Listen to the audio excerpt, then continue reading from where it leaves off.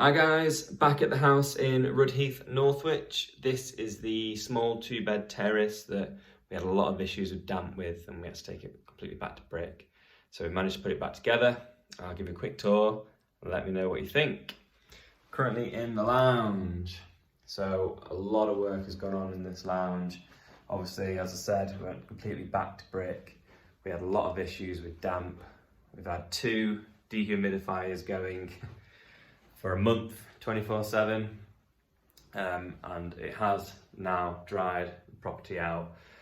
This wall here, this is external into the ginnel. We've had to batten it, we've had to membrane it, insulate it and board it again, just to try and stop the cold and the damp coming through. All the other walls have been wrapped in a membrane, apart from this party wall here, which we had to render. We originally put a membrane on it, but unfortunately all that happened was the water was condensing on the membrane, falling to the floor and pooling on the bottom there. So we had to rip that off, render it. The dehumidifiers dried it out, and now it's, you know, it's great. It's dry and it looks smart.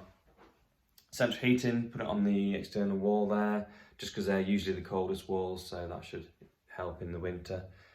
New composite door. It's a bit nicer than the UPVC, and as it's in the lounge, it gives it a bit of a better aesthetic feel. We'll go through into the dining room.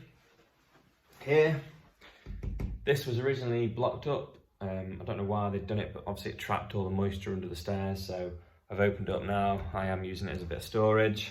So I've got the ladders in there, but there's a nice little bit of storage in there, just under the stairs, which in these small houses is always a bit of a bonus, because you struggle for any storage. Into the, we'll call it the dining room. So this was quite a big job. What we found, this was quarry tile floored originally. So we've dug all that out, insulated it, put a membrane down and concreted it. We've opened up the chimney there, because again, these chimneys are full of rubble. They attract the damp from the ground, and then it comes through on the wall. So I like to open them up, and for a small house as well, it adds like a little bit of, or the feel of extra space. We got rid of those horrible arches over there, and yeah, it's a really smart room. Again, we've battened, boarded and insulated that wall there, and new radiators on that external wall under the window there. What we did find is what we think has contributed to the damp quite a lot. We had to take a lot of these flags up, because basically when they put this extension on, they messed around with the lead pipe, which was a mains water feed, and they tried to convert it into copper, and in doing so they've not done a great job, and it was leaking, and it was leaking quite badly actually. So when we dug it up, we found how wet the soil was. Instantly, as soon as we put a shovel in, the water just pooled around the shovel. So yeah, we've replaced that. I've actually capped it off, and I put a brand new water main in at the front of the house now. And the idea of that as well is we put 2 en-suites upstairs, so the extra pressure should help. But we've, hopefully we stopped what the main cause of the damp was, because it really was quite extreme, the damp in this house. And in here, I think I showed on the last video, we've moved this doorway into the centre. The idea of moving it into the centre is so that the kitchen, we can get a bank of units either side and have a bit more of a galley kitchen. And as you can see, I'm really happy with how it's turned out. With a bit of space there for your fridge, freezer. You've got a good bank of units for your sink, boiler at the end. And then on this side, nice little breakfast bar, and then a really big bank of units there with your hob in the middle. So lots of space, which everyone wants nowadays in the kitchen. So for the size of the house, really happy with how we've done it. We obviously had to take a wall out, which was just in the middle of this boiler here.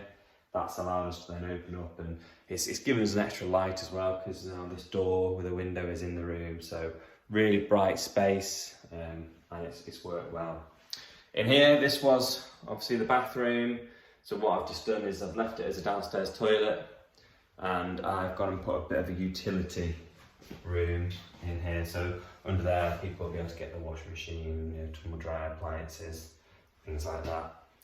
Which is, I think always a bit of a bonus. House this size, to have a utility room is quite good. Good sized kitchen and utility room. It's great for someone.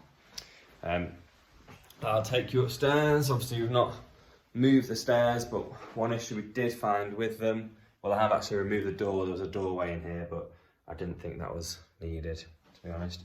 We have had to replace a couple of the bottom treads of stairs just because they were that rotten from the damp. And what we have done is we've opened up this sort of ceiling bit here, because originally it was all boxed in, and as you walked up it was sort of crouching on your head there. So to open it up now, so much brighter, and yeah, just simple things like that make the house look nicer and brighter. Into the master bedroom. These bedrooms are a very good size for the size of the house, because we get that extra room over the ginnel. It's great. And again, what we've done here, taking it back to brick, actually left a bit of the brick feature in there, opened up the chimneys, you know, just to give it a bit more character, because it's quite an old house. And yeah, replastered, rewired, replumbed. It's great. Big features of this property is here. You see the en-suites. So, managed to get toilet, sink, towel rail on that side. And then round the corner here, you've got a good size shower in there. Yeah, tiled throughout, so hopefully should stop any of the damp. And we've got a nice silent fan, so it'll stop any tenants wanting to turn the fan off while they're having a shower. Let's go through into the other bedroom. Again, left that nice feature fireplace in here.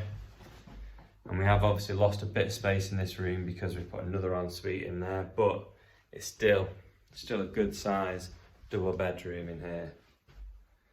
Gone for a slightly darker carpet than normal, just because I was getting the houses back and the lighter grey was just showing quite a lot of the marks, so I'm hoping the darker carpet should solve that issue.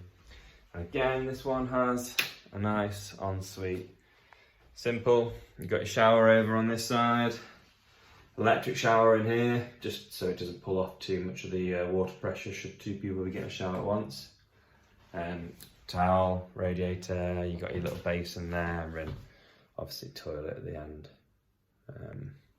So yeah, really happy with how this has turned out. It obviously has been a lot of work for the size of the house. Putting two en-suites in isn't, you know, what I would always do on a rental or even aim to do, to be honest. But I think I've got the maximum out of this house that I could.